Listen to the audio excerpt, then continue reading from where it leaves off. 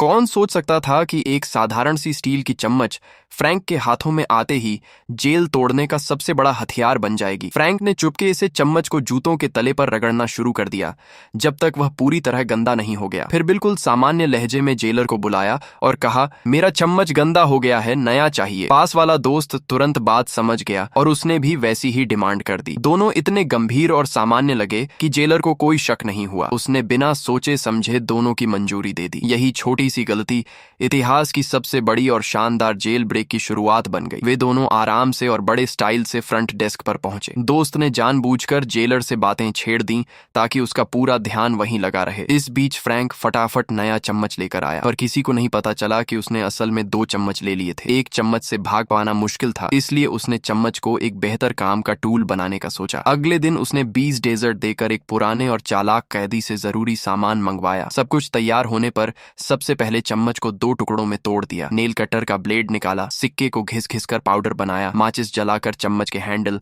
और ब्लेड को जोड़ा। आग की गर्मी से पाउडर पिघल गया और वेल्ड हो गया। अब उसके पास एकदम परफेक्ट, तेज और काम आने वाला टूल तैयार था। अब टेस्टिंग का समय था। उसने पास वाले दोस्त से कहा कि वो पहरा दे, अगर जेलर आए तो सीटी बजा देना। सेल में एक वेंटिलेशन पाइप था। पहले नेल कटर से कोशिश की गई थी, पर वो बहुत धीमा था, इसलिए नया टूल बनाया गया था और वह सच में तेज निकला। पर तभी जेलर अचानक चेकिंग पर आ गया। पास वाला दोस्त सो गया था। भाग्यवश दूसरा ब्लैक कैदी जेलर से बात करने लगा। तभी दोस्त जागा, पर उसे सीटी बजाने का तरीका नहीं आया। जल्दी में उसने मेज से एक ग्लास उठाया और ग्रिल पर ठोक ठोक कर अलार्म दिया। फ्रैंक पूरी तरह अलर्ट हो गया। जेलर की आवाज सुनते ही उसने छेद को सामान से ढक दिया। मुंह से जेलर से बात करता रहा, पर नजर टूल पर टिके रही। पकड़े जाने पर सब खत्म हो जाता। खैर, जेलर को कुछ नहीं दिखा और वह चला गया। जेलर के जाने के बाद फ्रैंक ने दोस्त को डांटा कि पहरा अच्छे से रखना और फिर से खोदना शुरू कर दिया। कुछ देर खोदने पर पता चला कि वेंट का ग्रिल एक लॉक से बंद था। उसे निकालने के लिए कुछ और टूल चाहिए थे। अगले दिन वुडवर्क शॉप जाते समय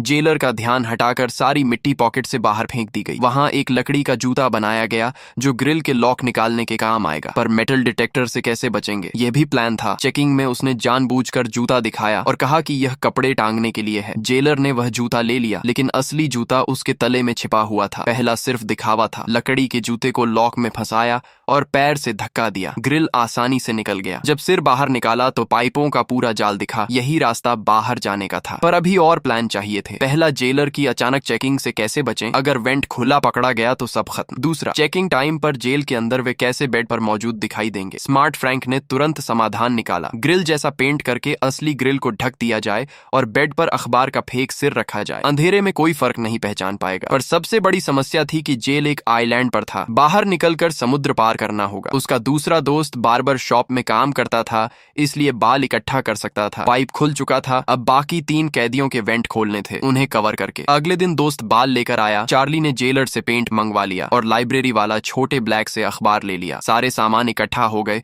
और फेक सिर बनाना शुरू हो गया। दीवार की मिट्टी पानी में भिगोकर सीमेंट जैसा बनाया गया और अखबार में भरा गया। फिर पेंट करके असली जैसा बना दिया गया। जेलर को बेवकूफ बनाना था। साथ ही आयरन बार भी बनाया गया और पेंट किया। सब परफेक्ट था। सुरक्षा के कारण पहले खुद रेकी की। वह पाइप में घुसा और ऊपर चढ़ने लगा। तभी जेलर चेकिंग पर आया। चार्ली ने सतर्क करने के लिए ग्रिल पर ठोका। जेलर बेड की तरफ देखता रहा। फेक सिर पर उसे शक नहीं हुआ। फ्रैंक ऊपर पहुंचा, पर एक जगह ग्रिल बहुत ऊंचा था। उंगलियां भी नहीं पहुंच रही थी। नीचे जेलर फिर आया। वह बेंड होते हुए बेड पर बाल देखता है और कुछ अजीब सा महसूस करता है। हाथ बढ़ाता है। अगले दिन खाने में सबने अपडेट दिया। सब कुछ ठीक चल रहा था। बस चार्ली अभी भी खोद रहा था। बाकी 2 फेक सिर बना चुके थे। फ्रैंक ने तय किया कि आज रात वह और जॉन ऊपर जाएंगे। रात को वे पाइप चढ़े। जॉन की मदद से उन्होंने ग्रिल पकड़ लिया। ऊपर एक आयरन डोर बड़े मेटल कवर से बंद थी। हाथ से नहीं खुलेगी। ड्रिल और वायर चाहिए होंगे। जेल में ड्रिल लाना नामुमकिन था, पर फिर भी तरीका निकाला जाना था। म्यूजिक क्लास में उन्हें इंजन तो मिल गया, लेकिन ड्रिल वायर नहीं मिला। इसलिए उन्होंने फिर से पुराने कैदी से मदद मांगी। बदले में उसने सारे डेजर्ट अपने लिए मांग ली। अब सवाल था, इंजन को कैसे ले जाएं? उस फ्रैंक ने बिना झिझक उसे म्यूजिक बॉक्स में डाल दिया। सभी डर गए। अगर पकड़े गए तो मौत तय थी। चेकिंग के समय चार्ली घबरा गया। एक फ्रैंक ने बहस करते हुए कहा, बॉक्स में तो म्यूजिक इंस्ट्रूमेंट ही होता है ना। जेलर चुप रहा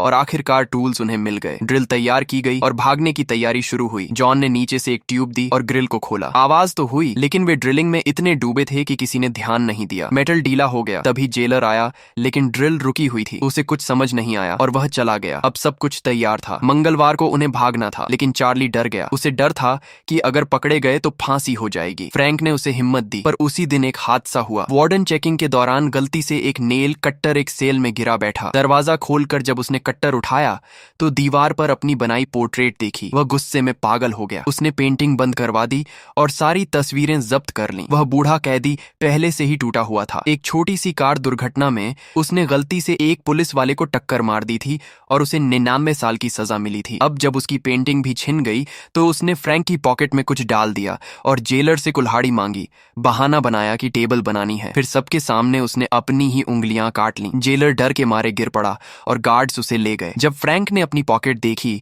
तो उसमें एक फूल था जो दूसरे आइलैंड से बहकर आया था। वह फ्रीडम, आजादी का प्रतीक था। उस बूढ़े कैदी का मानना था कि यह फ्रैंक जरूर भाग जाएगा, लेकिन वार्डन ने वह फूल देख लिया और उसे कुचल दिया। ये देखकर बूढ़े कैदी को गुस्सा आया और उसी सदमे में उसे हार्ट अटैक आया। वहीं उसकी मौत हो गई। वार्डन की क्रूरता और बूढ़े की मौत ने उस फ्रैंक के इरादे को और मजबूत कर दिया। अगले दिन उसने लाइब्रेरी वाले से अलविदा कहा और हाथ मिलाया। फिर भागने से एक दिन पहले वार्डन अचानक सरप्राइज चेकिंग पर आया। उसे कुछ शक था, लेकिन बिस्तर पर कुछ नहीं मिला। फिर उसकी नजर म्यूजिक बॉक्स पर पड़ी। उसके पीछे वेंट था। उसने बॉक्स चेक किया। फ्रैंक का दिल जोर जोर से धड़कने लगा। डर था कि कहीं नकली ग्रिल पकड़ में न आ जाए, लेकिन पेंटिंग इतनी परफेक्ट थी कि वार्डन को कुछ शक नहीं हुआ और वह चला गया। अब देर नहीं की जा सकती थी। आज रात ही निकलना था। सब कुछ तैयार था।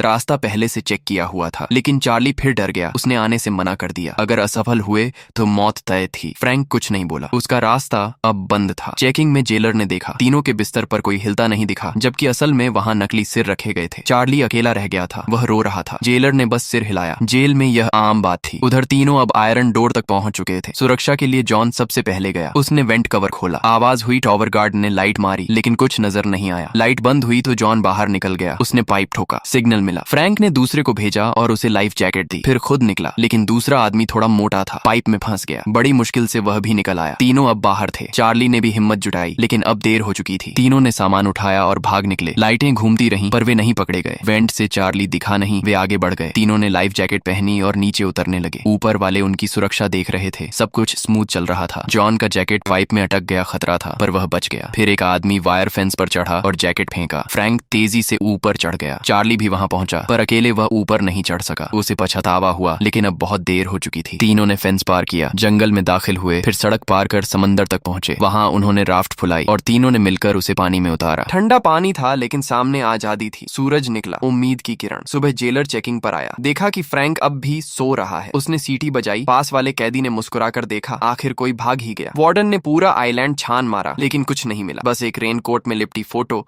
और वही फ्रीडम का फूल। अधिकारियों ने कहा वे तीनों डूब गए होंगे, कोई इतनी दूरी तक तैर नहीं सकता। लेकिन वार्डन जानता था वे सफल हुए हैं। फिर भी उसने घोषणा करवा दी, तीनों कैदी समंदर में डूबकर मारे गए। ये जेल के इतिहास की पहली सफल जेल ब्रेक थी। बाहर खबर गई और वार्डन की नौकरी चली गई। आप लोग कहां से हमारी ये वीडियो देख रहे हैं, कमेंट में जरूर बताएं। मिलते हैं नेक्स्ट वीडियो में, तब तक के लिए बाय।